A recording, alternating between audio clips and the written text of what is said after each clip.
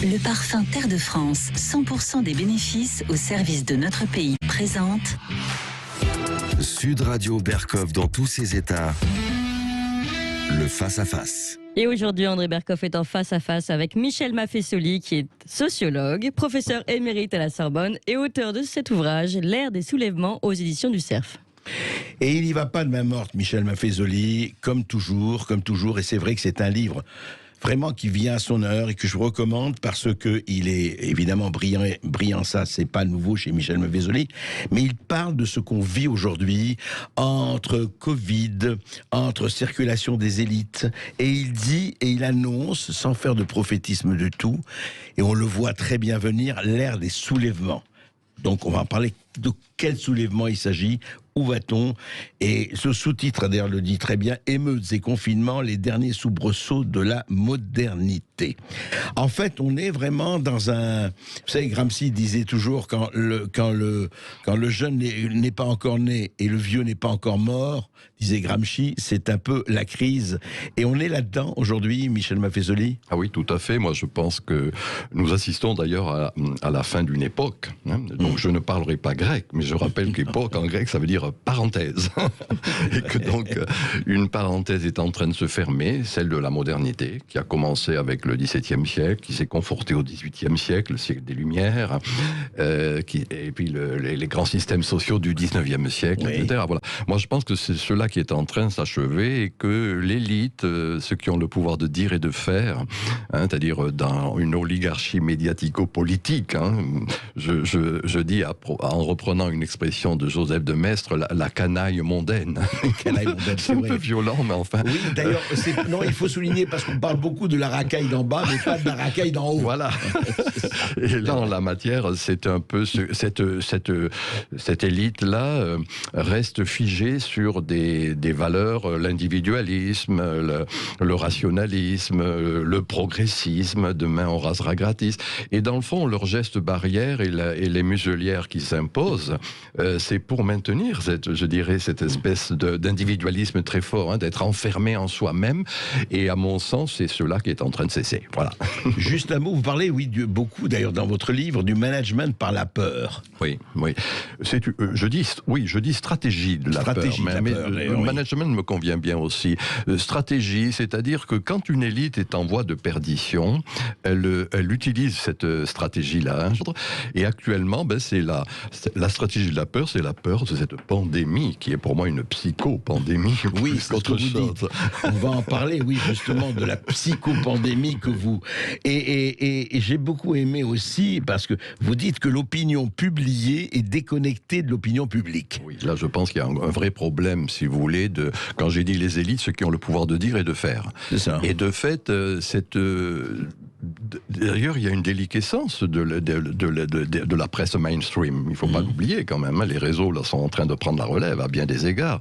Et tout simplement parce que cette presse mainstream, sous ses diverses modulations, ça c'est de l'anglais. Enfin, oui.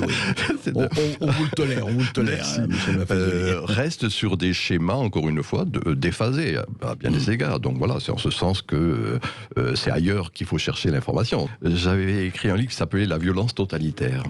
Et cette violence totalitaire, pour moi, c'était la violence de l'État, de la technostructure, qui dans le fond voulait hygiéniser la vie sociale, et je disais l'asepsie de la vie sociale. Voilà.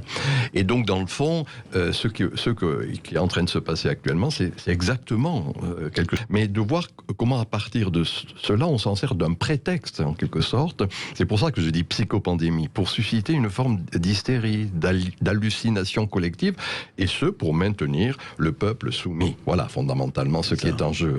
Et alors, du coup, on se sert de cette épidémie, encore une fois maladie réelle, pour maintenir, alors c'est les attitudes liberticides, c'est en effet quelque chose qui fait qu'il n'y a plus d'être ensemble dans le sens simple du terme, c'est-à-dire de se toucher. Regardez, c'est amusant, au lieu de se donner la main, on se donne un coup de poing. Oui, c'est vrai. Voilà, non mais c'est un symbole extraordinaire, si vous voulez, de voir que ce qui était l'attitude, la bise ou se serrer la main, est devenu le coup de poing qui qui est un symbole important, je dirais, de cette mise à distance de l'autre. Voilà, c'est ce qui me paraît, moi, éminemment. C'est intéressant de voir comment on met à tire-larigot ce mot de science, si vous voulez. Et d'ailleurs, on n'écoute pas souvent des vrais scientifiques. Hein. Je veux dire, il y a quand même moi, je suis pas compétent pour en parler, mais on a des médecins qui ont sont de la qualité. Hein. Vous parlez des médecins de plateau, quoi, un peu. Oui, entre autres, ceux qui n'ont rien à dire. Ce grand théoricien qui est Raymond DeVos, hein, quand j'ai rien à dire, je veux que ça se sache. Je trouve que cette expression, quand j'écoute ces fameux experts, c'est ce à quoi je pense. Et de fait, il y a une marginalisation de la vraie pensée, hein, de l'art du parlons vrai. Et c'est vrai que c'est de plus en plus exclu. Voilà. Et ce, au nom de ce mot science, vous voyez, qui est un peu... C'est à des fins, quoi, toujours peut-être pas de manipulation, mais de garder le peuple sous muselière, sous verrou. C'est quoi? Enfin, le but de ça, c'est quoi? C'est bien ce que vous venez de dire, hein, c'est-à-dire à bien des égards, pour maintenir la soumission, il faut qu'actuellement, c'est la référence à la science. Mais quand on gratte un peu, on se rend compte qu'il n'y a rien derrière. Voilà, c'est ce que je veux dire. Vous voyez, c'est-à-dire que, pour dire au bref, c'est une justification. Pareto avait une très belle expression. Il disait, il y a de la rationalisation, de la légitimation. Et à bien des égards, ces pseudo-scientifiques font de la légitimation, de la rationalisation de cette même mise, en quelque sorte, de maintenir le peuple soumis. C'est ça le vrai problème actuellement, à mon sens. Et donc, à votre avis, cette période que nous avons vécue, que nous continuons encore de vivre, même si on voit heureusement quelques allègements, vous pensez qu'en fait, c'est toujours le rapport entre des élites que vous décrivez comme déconnectés, mais qui veulent absolument garder le pouvoir et par tous les moyens, c'est un peu ça? Oui, moi je pense qu'on est dans un de ces moments où cette élite reste, comment dire, sur des schémas de pensée et des valeurs qui sont dépassées. Mais ils pressentent que c'est la fin de cette élite, si vous voulez. Et donc du coup, il y a ces mesures que l'on sait au nom de la science. J'ai cité Pareto il y a un instant, il parle de la circulation des élites. Oui. C'est une belle expression. Et moi je pense que nous sommes en un de ces moments où il y a cette... C'est quoi la circulation des élites? Tout simplement, comment dire, le fait que chaque société a des élites, soyons clairs. Oui, il faut des élites. Exactement, c'est un phénomène. Mais à certains moments, et si je dis un peu bêtement, chaque 3-4 siècles, c'est à mon avis ce qui est en train de se passer, ces élites ont perdu, ne sont plus en phase avec le peuple. Tu vois, hein. Je fais un rapport, moi, entre le pouvoir et la puissance. Le pouvoir, c'est le pouvoir de l'élite médiatico-politique, et la puissance, c'est ce qui vient du bas. Quand ça marche, hein, quand il y a un accord, ça donne la démocratie, ça donne en effet les sociétés équilibrées. Il est des moments, et je pense que nous sommes à un de ces moments, où cette élite est déconnectée, déphasée, et donc utilise des moyens de pression au nom de la science pour maintenir le pouvoir. Voilà, un pouvoir, mais en même temps, on a des indices dans le sens, là encore une fois, latin du terme, index, hein, ce qui pointe, ce qui souligne. Hein. On a des indices qui montrent bien, et c'est ce que j'appelle soulèvement, qui montrent bien que de plus en plus, il y a une saturation.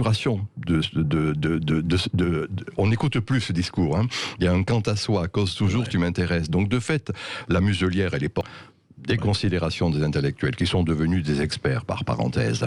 Ensuite, des considérations des politiques, et maintenant des considérations ou manque de confiance de la presse, hein, des médias sous ces diverses modulations. Donc, c'est là où je dis, voilà, il y a saturation d'une élite qui s'est imposée, encore une fois, sur cette grande idée du progrès, hein, grande idée de l'individualisme et du rationalisme. Et que ce tripode cesse maintenant. Hein, c'est le nous qui, de mon point de vue, va prédominer. J'ai écrit un livre qui s'appelle Le temps des tribus, pour rendre attentif à cela à l'époque. C'est l'émotionnel, pour le meilleur et pour le pire, qui est en train de venir sur le devant de la scène. Et puis, c'est vivre au présent, et non plus attendre demain. Hein, le progrès de l'ère du jeu à l'ère du nous. Et donc, dans le fond, pour moi, c'est un peu cela. J'avais provoqué en disant tribu, disons communauté, mais c'est quelque chose qui est menaçant. L'élite va parler de communautarisme, encore une fois, pour stigmatiser le fait que ce qui est important, c'est être ensemble. Et c'est cet être ensemble fondamental qui est, en quelque sorte, combattu par les gestes barrières, par la muselière, et tous les éléments de cet ordre. Vous voyez, c'est ça qui est dangereux et grave, de mon point de vue. Et d'ailleurs, on voit très bien aujourd'hui aujourd'hui que on est en train d'organiser des concerts sauvages, etc., des fêtes. Écoutez, moi, autour de chez moi, j'habite dans le 5e, par là, enfin, dans cet endroit-là, ça m'amuse de voir comment à 7 heures, pile à 19h, pardon. À 19h, pardon. Heure du couvre-feu. On voit les rassemblements se faire, c'est-à-dire que devant le Collège de France, devant la Sorbonne, etc., au Sénat, enfin autour de Sénat, dans la rue, quoi. Dans la rue, c'est-à-dire. Mais c'est sciemment, à mon sens, vous voyez, c'est-à-dire quelque chose qui fait que ce fameux couvre-feu, il est court-circuité d'une manière qui n'est pas négligeable, vous voyez. Donc c'est là où il y a ce processus de saturation. Et on peut parler de sécession de ce point de vue-là? Oui, moi je pense. Alors, je ne vais pas le dire en latin, mais je crois qu'il y a une sécession plebis, que le peuple fait sécession. On a étudié ça quand j'étais jeune. Le peuple se retire sur l'Aventin. Ouais. Et là, de fait, ça va se manifester par un processus d'abstention qui va être non négligeable à mon sens. On sait ce qu'il en est actuellement. 50% de la population ne vote pas en état de voter. Ce qu'on n'ose jamais dire, c'est les non-inscrits sur les listes électorales, qui sont évalués entre 15 et 20%. Donc, c'est-à-dire, quand il y a une élection, il faut 15 et 20% de non-inscrits. C'est ce qu'on dit, si vous voulez. On n'a pas d'études précises là-dessus, mais c'est un peu quelque chose de cet ordre. 18% dit-on. Mais ça veut dire qu'il faut enlever 70% de la population. Moi, je ne suis pas un amoureux du chiffre, mais c'est quand même pas négligeable, cela. Vous voyez, qui fait qu'actuellement, un élu, une fois la partition faite, représente 10, 12% de la population. 20% au mieux. Ce qui en dit long. Ce qui en dit long sur ce qui est en train de se passer, effectivement. Je rejoins tout à fait ce qu'il dit de manière brillante, c'est-à-dire qu'effectivement, je pense qu'aujourd'hui, on a des Français qui sont complètement muselés parce que on les a terrorisés, faut dire le mot, depuis le début de cette pandémie, de par effectivement les informations qu'on a eues, comme vous disiez, on a eu le croque-mort Salomon pendant 1 an qui nous a fait peur en nous faisant un décompte, et maintenant on nous fait un décompte toute la journée avec des pop-up de rappel sur combien de personnes sont vaccinées. Enfin, c'est absolument affreux et c'est absolument stressant pour toute la population. Moi, je pense que tant qu'il n'y aura pas de soulèvement populaire, comme ça a été dit, je pense qu'ils continueront. Je pense que ces gens-là dangereux continueront. Et donc, il faut effectivement que les gens se réveillent, aillent dans la rue, comme ça a été le cas le 1er mai, sans violence, de manière pacifique. Mais sinon, effectivement, si on continue comme ça, je pense qu'au bout d'un moment, de toute façon, au bout d'un moment, comme vous l'aviez dit, André, la cocotte minute, elle va finir par exploser. Si on laisse effectivement la situation comme elle est actuellement, avec le système politique qui est actuellement, c'est-à-dire pas de référendum, pas de RIC, que la population ne puisse pas s'exprimer, on arrivera, je pense, soit à la guerre civile, ou alors, ce sera une autre forme de société qui n'est pas forcément souhaitable. C'est clair. Michel Maffezoli, effectivement, à propos du passeport sanitaire, à propos de toutes ces mesures, vous en avez déjà parlé, là, et vous en parlez dans votre livre, mais effectivement, est-ce que si on laisse faire, c'est-à-dire que, pour reparler de l'élite et des princes qui nous gouvernent, quels qu'ils soient, en fait, ils ont tendance à aller, comme disait Thucydide, au bout de leur pouvoir et à s'auto-perpétuer. C'est ça la situation? Pour moi, c'est tout à fait cela. C'est... Comment dire cela? C'est un combat d'arrière-garde, fondamentalement. Or, les combats d'arrière-garde sont les plus sanglants, il faut le savoir. On pressent qu'on a perdu, donc du coup, on tue. Et là, actuellement, le pass sanitaire ou les mesures en vigueur actuellement, c'est le fait que cette élite sent qu'elle a pressent qu'elle a perdu. Et donc, c'est un combat d'arrière-garde. Je pense qu'il y a déjà des soulèvements dont on ne parle pas. Ces grands rassemblements juvéniles ici ou là, outre les manifestations, les grands rassemblements juvéniles, il faut y être attentif, si vous voulez. C'est-à-dire le carnaval à Marseille, les rave parties un peu partout en France, regroupant 500, 2000 personnes, c'est pas négligeable, vous voyez, etc. Et c'est une manière un peu paroxystique, je dirais, de montrer de casser un peu les limites. Voilà, en gros, c'est ça. Et ce sont là encore une fois, des indices, de mon point de vue, des soulèvements à venir. Voilà. Et alors populaire, n'importe quoi, je ne sais pas les termes qu'il convient d'employer, mais en tout cas quelque chose qui fait qu'il y en a assez. Et que du coup, l'apparente soumission, moi c'était ça mon propos quand j'étais tout jeune, je disais qu'il y a une apparente soumission à l'aliénation, si on reprend ce mot marxisant, mais en même temps, il y a un quant à soi. Et ce quant à soi, à certains moments, c'est un peu délicat à dire, mais quand il y a des, reprenons un mot de Kierkegaard, de crainte et tremblement, c'est-à-dire que dès le moment où il y a saturation d'une époque, dès le moment où il y a ces soulèvements qui s'expriment, parce que cette saturation se manifeste d'une manière violente. Oui, il y a un côté qui est aussi destructeur. Bakounine l'a bien montré, que de toute façon, il y avait dans la destruction quelque chose qui était constructif. Le chaos créatif. Voilà, donc moi, j'ai pas envie de justifier la violence, mais elle n'est pas, on peut pas en faire l'économie. Voilà, il faut avoir la lucidité de le dire. Les Français parlent au français. Les carottes sont cuites. Les carottes sont cuites. Cette différence entre la pensée du palais et la pensée de la place publique. Voilà. Et c'est ce qui est en jeu actuellement. Et c'est à partir de là, oui, qu'il y a des réactions qui sont de l'ordre de la violence. Mais il ne faut pas avoir... La violence est un peu gênant, ce que je vais dire, mais je le maintiens. C'est-à-dire que dès le moment où il y a un changement d'époque, il y a toujours quelque chose qui est de l'ordre... Elle fait partie de l'histoire. Il n'y a qu'à relire l'histoire du monde. Voilà, la pensée ésotérique montre bien que ordo ab chaos, l'ordre à partir du chaos. L'ordre né du chaos, voilà, il peut y revenir. Et de fait, voilà, et quelque chose de cet ordre, je pense que c'est quelque chose qui est en jeu actuellement. Saturation, c'est-à-dire que ça marche pendant un moment. C'est Sorokin qui parle de saturation, c'est-à-dire le verre d'eau, je le sale ou je le sucre, je m'en souviens plus, jusqu'au dernier moment, au dernier grain qui va faire déborder le vase, qui va faire que le verre d'eau est saturé. C'est en ordre. C'est un peu ce qui est en train de se passer actuellement. C'est-à-dire que de fait, il y a apparemment une soumission, et en même temps, on a toute une série d'indices qui montrent bien. Alors, ces rassemblements juvéniles, c'est le fait de ne pas respecter le couvre-feu, le confinement n'est pas vraiment respecté, soyons clairs là-dessus, un peu partout en France en tout cas. Et c'est là où je me dis, moi, il y a une forme de sagesse populaire. Qui fait qu'à certains moments, il y en a assez. Cause toujours, tu m'intéresses. Voilà. C'est la saturation. Voilà, et c'est ça la saturation. Alors, voilà, moi, mon hypothèse, c'est de dire qu'on est arrivé à ce moment de saturation. Et il faut s'attendre à ce que dans les semaines ou les mois qui viennent, il y ait des formes d'explosion qui auront, par certains aspects, je le regrette, un aspect violent, si vous voulez, encore une fois, mais dans l'optique que je viens d'indiquer. C'est-à-dire que d'une certaine manière, il faut qu'il y ait cette violence. J'appelais ça, moi, la violence banale et fondatrice. Est-ce que les gilets jaunes, dont vous parlez aussi pas mal dans votre livre, étaient la préfiguration de cela ?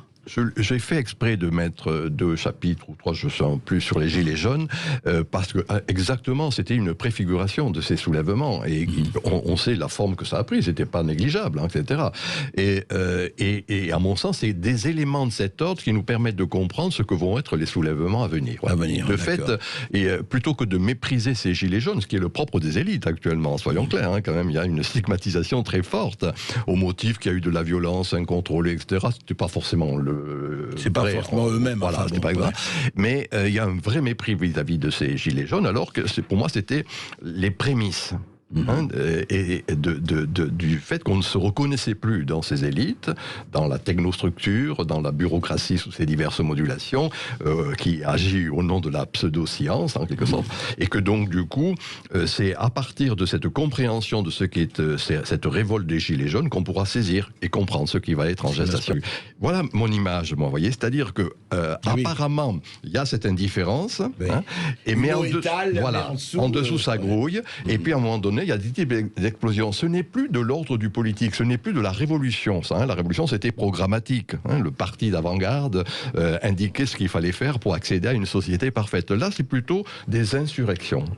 C'est pour ça que je dis, moi, soulèvement, on peut dire révolte, insurrection, peu importe en la matière. Vous voyez, quelque chose qui fait que ça traduit à certains moments ce grouillement intérieur. Voilà un peu mon hypothèse. C'est une hypothèse, moi, peut-être que je me trompe totalement, mais enfin, on a quand même là actuellement toute une série d'indices qui montrent bien que, à l'encontre de ce que disait votre ami il y a un instant, non, ça existe déjà, ces soulèvements. Lucide, à force de mépriser les gens, à force de tricher, à force de mentir, les partis politiques se sont mis au degré zéro de la politique.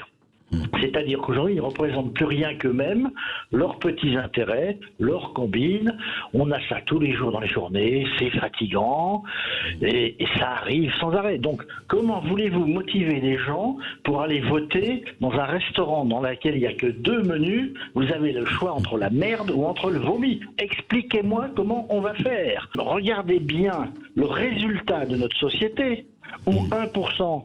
et là je parle à l'échelle planétaire, des gens accumulent 60% des richesses mondiales et où le reste doit se démerder dans des problèmes qu'ils n'ont pas créés. Parce que je vais vous dire, vous comme moi, les gens, ce sont des bons vivants, ils sont pacifistes. On s'est connus, rappelez-vous, dans une manifestation qui s'appelait les Journées du livre et du vin. C'est-à-dire, nous sommes des partisans de la vie. Et en face, nous avons des gens qui passent leur temps à détruire la vie, à détruire l'humanité. Alors ça passe par les guerres, la pollution, le trafic, la drogue, les armes, tout ce que vous voulez, la corruption, je ne vais pas faire la liste. Donc il y a un moment, on veut simplement vivre. Regardons le processus d'abstention, j'ai dit de non-inscrits sur les listes électorales, etc., montre bien qu'en quelque sorte, cette élite n'a plus de représentation philosophique. Dans le sens simple du terme. Elle n'a plus un ensemble d'idées qui peuvent être convaincants ou autres. Et du coup, on emploie un mot, là encore une fois, à tire-larigot, démocratie. Ces gens-là ne sont pas démophiles, je dis moi. C'est-à-dire qu'ils se disent démocrates, ils n'aiment pas le peuple. La démophilie, c'est ça. Ils sont même, vous dites, populicides. Alors voilà, on ne va pas dire des grossièretés là-dessus, mais enfin, disons que j'en ai assez dit, mais disons que le peuple sent mauvais pour eux. Donc on dit populisme. Voilà. Et c'est en ce sens qu'il y a actuellement quelque chose qui est embêtant. Et dans mon livre, je fais une critique très forte de notre président actuel, qui est pour moi la caricature de cette technocratie. Cette bureaucratie. Et je rappelle, et je le dirai en français, je le dis en latin dans le livre, la formule de l'Ecclésiaste au chapitre 10 et au verset 16, « Malheur à toi, pays dont le roi est un enfant ». Et de fait, on a du coup une série de caprices, mais qui traduit bien, il est une bonne expression, je dirais, de la bureaucratie, de cette technocratie déconnectée et totalement déphasée par rapport au peuple. Mais voilà, le problème, c'est que il n'y a plus d'idéal démocratique en jeu, si je reprends l'expression d'Hannah Arendt. Et c'est en ce sens que moi je dis, il y a lieu d'être attentif à ce que j'ai proposé d'appeler, moi, l'idéal communautaire. Qui n'est pas le communautarisme, l'idéal communautaire en gestation. Oui, rien à voir, et c'est cet idéal communautaire qui va susciter une série de soulèvements. Moi, je considère, je suis un peu prétentieux en disant cela, encore une fois, peut-être vais-je me tromper, mais je considère que cet idéal communautaire en gestation va être la cause et l'effet de ces soulèvements. Donc, tout l'art va être, disons là, à la manière de Lévi-Strauss, on est à un moment de bricolage. Il va falloir bricoler et retrouver une harmonie. Moi, je dis d'une manière oxymoronique, une harmonie conflictuelle. C'est-à-dire, la voûte de la cathédrale gothique tient sur la tension des pierres les unes sur les autres et qui assure sur la longue durée la voûte de la cathédrale. Et pour moi, c'est un peu quelque chose de cet ordre qui est en gestation. Mais en même temps, ça pose beaucoup. Je pense que la stratégie, sans doute, du président de la République, c'est de faire durer la crise du Covid pour durer dans la crise en espérant être réélu. Quid du bien commun? Eh bien, il n'y a pas de bien commun là-dedans. On a des élites qui ne se vivent que comme des élites, qui ne se vivent pas comme dépositaires d'un héritage. Vous savez, le président Macron, il est prétendument un lecteur de René Char, qui est un poète cher à mon cœur. Sans doute en a-t-il oublié un des messages essentiels, notre héritage n'est précédé d'aucun... Il est fréquent de voir toujours le verre à moitié vide. Moi, je le vois à moitié plein. Donc, c'est-à-dire que la crise, là encore, excusez-moi, en grec, crisis, c'est le crible, qui fait qu'on va rejeter un certain nombre de choses et garder le bon grain, si je puis dire. Moi, je suis attentif... Le bon grain de livret. En gros, c'est ça, on jette la paille, on garde le bon grain. Et je pense que c'est ce qui est en jeu. Alors, à l'encontre de ce qu'il est fréquent de dire un peu trop souvent, et d'ailleurs, je serai là opposé à votre interlocuteur, je suis frappé de voir comment, de plus en plus, s'exprime ce bien commun. Non pas dans la société officielle, mais dans la société officieuse. Oui, parce que l'élite, il a raison. Mais on a parlé individualisme, perte totale du bien commun et du sens collectif. Voilà, alors que, regardons sur les réseaux sociaux, quand même, ce qui est en train de se passer. Des mots comme ça, je vais vous dire, solidarité, générosité, partage, qui sont des vieux mots, des mots un peu ringards, on va dire. Moi, je dis archaïques, dans le sens étymologique du terme, ce qui est premier, ce qui est fondamental. Ce sont des mots qui reviennent actuellement sur les réseaux sociaux. Pour moi, c'est ça la société alternative, la société officieuse qui va vivre ce bien commun jusqu'à ce que, elle puisse accéder par les soulèvements que j'ai indiqués à quelque chose qui sera où elle pourra s'exprimer. Et l'Europe. Alors bien sûr, votre interlocuteur a raison. L'Europe n'a été pour l'immédiat qu'une Europe techno-bureaucratique. C'est-à-dire, moi j'ai proposé, j'avais fait une analyse à l'époque montrant que c'était l'exportation de l'État. C'est-à-dire qu'on faisait qu'exporter à Bruxelles. De la bureaucratie d'administration c'est d'État. bien ça, de l'État dans le sens, moi je suis un vieil, excusez-moi, je suis un libertaire, donc du coup je me méfie toujours de la structure verticale de l'État. Mais pendant 30 ans, moi, j'ai donné des bourses à des étudiants pour Erasmus, machin chose, etc. Ça crée un lien, si vous voulez, d'amour, d'amitié. Moi, j'avais hier encore un de mes anciens étudiants portugais qui m'indiquait comment il avait trouvé son amour en France grâce à une bourse Erasmus, par exemple. Vous voyez, des trucs dans ce genre.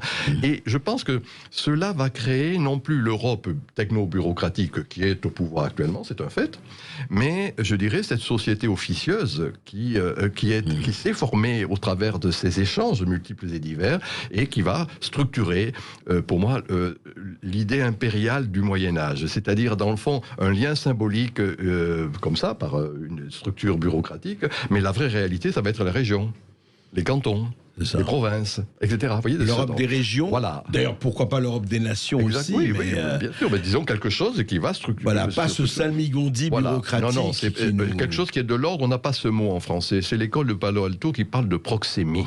C'est-à-dire l'idée de proche, de ce rassemblement, du fait qu'il y a un lien social qui se crée. Et pour moi, c'est cette socialité qui est en